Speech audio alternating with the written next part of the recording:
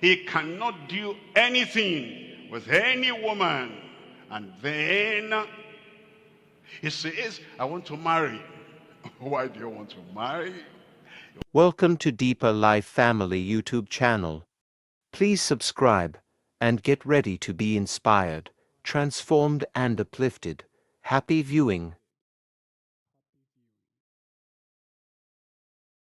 Follow peace with all men, and holiness, without which no man shall see the Lord. If the Lord has forgiven you, you're forgiving your husband, you're forgiving your wife. If the Lord has forgiven you, you're forgiving your parents, you're forgiving your children. And now you follow peace with all the members of the family, all the members of the household. Follow peace with all men. The word follow is a verb. You make an effort, you determine, and you pursue, and you actually follow peace. Any word you are going to say, you say, how will that increase the peace in our heart? Any action you are going to demonstrate, you are going to say, how will that increase the peace we enjoy in our family? And any decision you are making, and any kind of word you are going to say, you don't appreciate something. There are different ways of saying the same thing.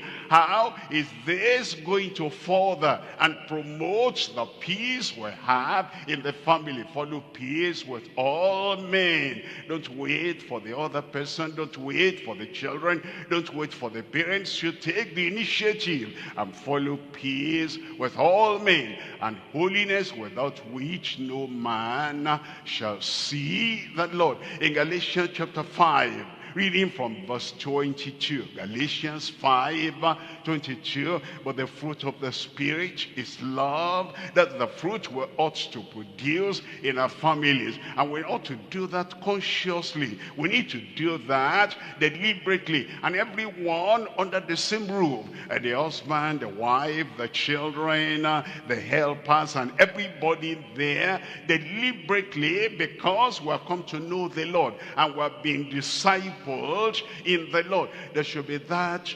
personal discipleship and personal discipline, that the things we do, the things we say, the acts in our hand, in the family, shall bear the fruit of the Spirit: love, joy, peace, long-suffering, gentleness, goodness, faith. And then in verse 23, it talks about meekness. We're humble, we're meek, we're submissive to one another.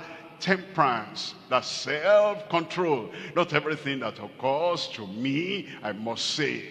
Not everything that is bubbling in my heart, I need to tell her, or you need to tell him.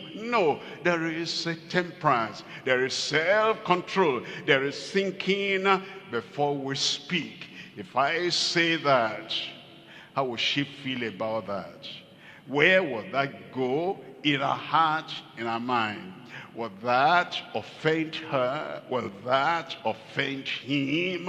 There must be that thoughtfulness in the family as we relate one with the other. It says, against such there is no law.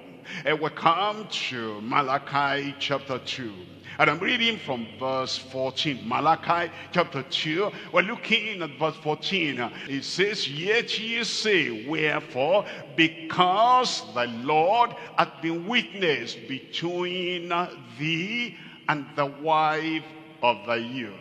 Between thee and the wife of thy youth. Listen to me.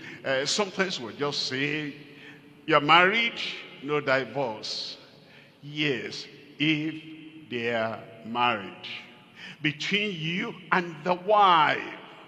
A man and a woman living together, that doesn't mean they're married. Just living together, just cohabiting together, just having sinful pleasures together, and they've been living together. That doesn't mean they've been married.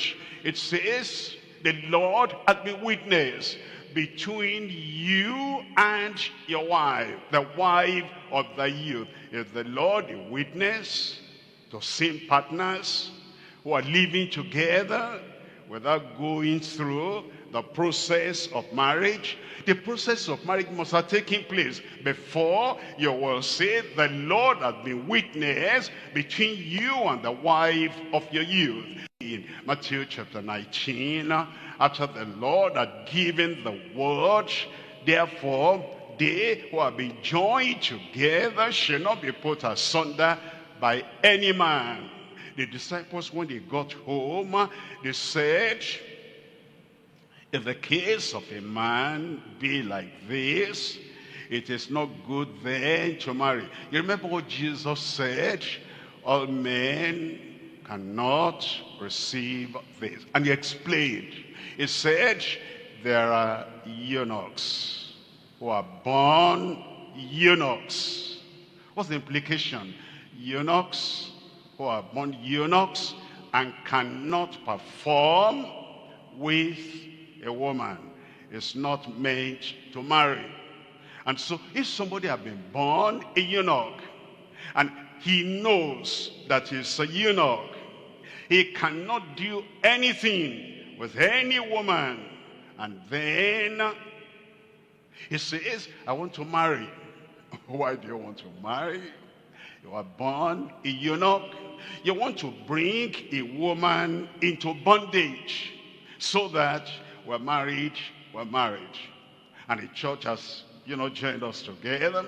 There's nothing you can do. We're together.